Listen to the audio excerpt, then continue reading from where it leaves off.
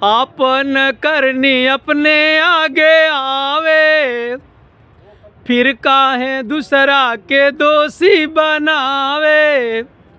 अरे धर्म कमाई कर जननाश कर जननाश, आई के सदगुरु चरनिया में।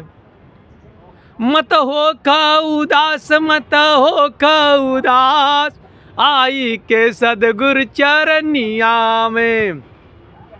सदगुरु चरण अस पावन कोई तीर्थ नहीं। सदगुरु चरण में जब आ ही गए तो फिर उदासी का परित्याग कर दो। नहीं तो ये उसी प्रकार हुआ कि बरसात तो हुआ लेकिन शरीर नहीं भीगा। कारण आवरण वह छतरी जो ऊपर तुमने लगा लिया है।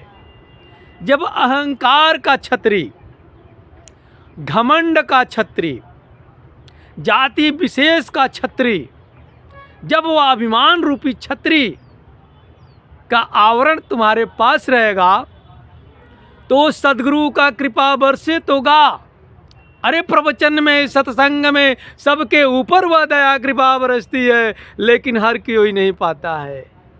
पाता वही है जो परित्याग करके आता है, जो सब कुछ छोड़ करके आता है। माया को माया में छोड़ देगा, घर में छोड़ देगा, जो टेंशन उसे रास्ते भूल जाएगा।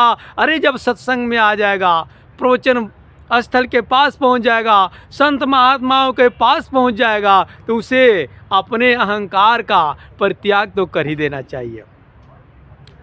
अब सोचोगे गुरुजी क्या करें, मेरा दुख नहीं जा रहा। अरे तू किया है तो भोगेगा कौन? पड़ोसी? कदापि नहीं। तेरा कर्म ही तेरे साथ जाएगा और तू जैसा किया है वैसा ही फल पाएगा, उसका हकदार कोई और नहीं। और मैं बार बार कहता हूं, हमेशा यह बात याद रखना, अपने कर्ता को उसका कर्म ढूंढ ही लेता है।